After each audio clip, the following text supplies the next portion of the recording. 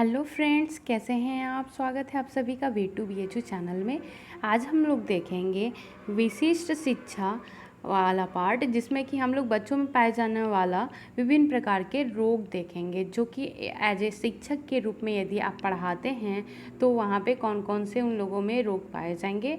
और हमारे UGC net में भी इससे काफ़ी प्रश्न बन रहे हैं, तो इसको हम लोग इस पार्ट को देखते हैं। तो देर न करते हुए शुरू करते हैं वीडियो। तो जिसमें से पहला है कि मस्कुलर डिस्ट्रॉफी, MD क्या है। तो MD जो है वो तंत्रिका तंत्र रोग है, एक तंत्रिका पेशी रोग है जिसमें मांसपेशियों का कमज़ोर होना शामिल होता है। इसके अंतर्गत ये अधिकतर जो है मस्कुलर डिस्ट्रॉफी जो होता है वो अधिकांशतः लड़कों में होता है और ये वंशानुगत रूप से चलता है। इसमें क्या होता है कि शरीर की मांसपेशियां कमज़ोर हो जाती हैं, जिसके कारण चलने फिरने में बहुत ज़्यादा असमर्थता हो जाती है। बच्चे के मुंह से लगातार वो लार टपकता रहता है और इसके साथ ही बच्चा जल्दी जल्दी गिर जाता है, जिससे कि वो अपने शरीर पे नियंत्रण नहीं कर पाता है। इसमें मांसपेशी, जिसका कारण मांसपेशियों का कमज़ोर होना होता है। दूसरा टाइप है ड्यूसेन। ड्यूसेन किसका सामान्य रूप है। तो ड्यूसेन मांसपेशियों के दुर्विकास का सामान्य रूप है। अगला है कि प्रमस्तिष्क घात किससे संबंधित होता है। तो प्रमस्तिष्क घात या सेरेब्रल पॉल्सी गतिविधि और एवं भंगिमा से संबंधित विकास से संबंधित होता है। इसमें एक व्यक्ति का अपनी गतिविधियों जैसे हाथ पैर के संचालन या भाव भंगिमा से कंट्रोल नहीं रह जाता है। जैसे कि आप लोग यदि प्रमस्तिष्क घात से कोई बच्चा इफेक्टेड है तो उसका देखेंगे तो हमेशा मुंह खुला होता है, मुंह से लार टपकता रहता है, अपने हाथ पैर पर उसका नियंत्रण नहीं रहता, वो बार बार गिर जाता है। और इसके बाद है अगला जन्मजात साइटोमेगालो। तो ये जो होता है, ये रोग होता है विसर्पिका से संबंधी विषाणु संक्रमण के कारण सुनने की शक्ति समाप्त हो जाती है। यह जो है विसर्पिका संबंधी विषाणु के संक्रमण से सुनने की शक्ति समाप्त हो जाती है। ये आपके सुनने की शक्ति से संबंधित होती है, जो कि जन्मजात होती है, साइटोमेगालो।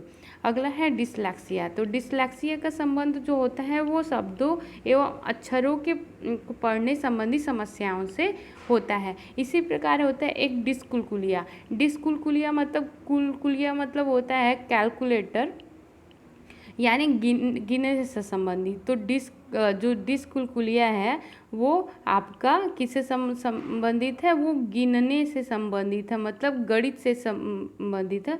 कुलिया जो ये आपके गणित से संबंधित होता है, डिस्कुलकुलिया। और अगला है कि निस्टैगमस। इसमें क्या होता है कि निस्टैगमस में क्या होता है कि बंदा जो है न चाहते हुए, बच्चा जो है वो न चाहते हुए बार बार आंखों को तेज़ी से इधर उधर घुमाता है, जिससे कि उसका किसी भी चीज़ पे ध्यान केंद्रित नहीं हो पाता है और उसे बार बार चक्कर आता रहता है। निस्टैगमस में क्या हमने देखा कि वो बच्चा नहीं चाहते कि उसकी आंखें तेज़ी से घूमे, पर उसकी आंखें ना चारों तरफ घूमती रहेंगी। मतलब कोई बच्चा देख रहा है तो उसकी आंखें बार चारों तरफ घूमती रहेंगी वक्र के रूप में, और वो एक चीज़ पे ध्यान केंद्रित नहीं कर पाता है। अगला है मोर्फिन संलक्षण। ये आपका एग्जाम में, ये सारे जो प्रश्न आपको यहाँ पे हम बताते जा रहे हैं ये UGC नेट में आए हुए भी हैं, तो इसलिए इसे ध्यान से देखिए।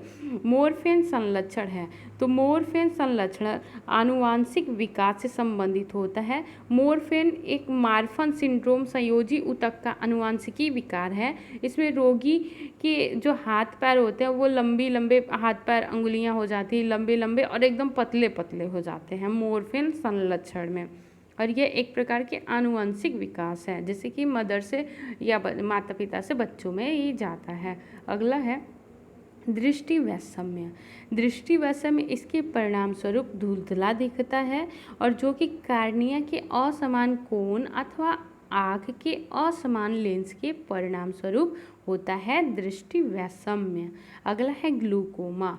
आँखों से ग्लूकोमा के में क्या होता है, आँखों में निरंतर एक प्रवाह, जैसे कि द्रव के प्रवाह के रूप में जो निकलता रहता है, जिससे कि हमारे आँखें गीली रहती हैं वो सूख जाता है, मतलब कि वो उसमें कम आते हैं या बहुत अधिक आते हैं तो ग्लूकोमा हो जाता है। इसके इसके अगला है हाइपरओपिया। इसे सामान्यतः दूरदृष्टि के रूप में माना जाता है जो कार्निया के विफल होने पे होता है।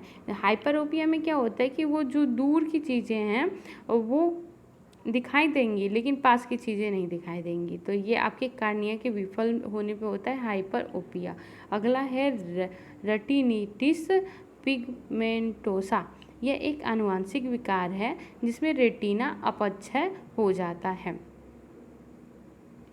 इसके साथ ही अब भारत की विभिन्न योजनाएं देख लेते हैं, जैसे कि मानसिक स्वास्थ्य अधिनियम जो भारत में आया था वो कब आया था? 1987 में मानसिक स्वास्थ्य अधिनियम आया था। अगला है कि भारतीय पुनर्वास परिषद अधिनियम RCI जो होता है वो RCI ये आपका 1992 में आया है। अगला है कि निःशक्त व्यक्ति अधिनियम PWD पर्सन विद डिसेबिलिटी ये आपका 1995 में आया है। इसके साथ ही आया है संलीनता, प्रमस्तिष्कघात, अप्रमस्तिष्कीय अंगघात, मानसिक मंदन और बहुनिःशक्तता पीड़ित व्यक्तियों हेतु राष्ट्रीय न्यास अधिनियम national trust for welfare of persons with autism, cerebral palsy, mental retardation and multiple disabilities act जो आई थी ये 1999 में आई थी।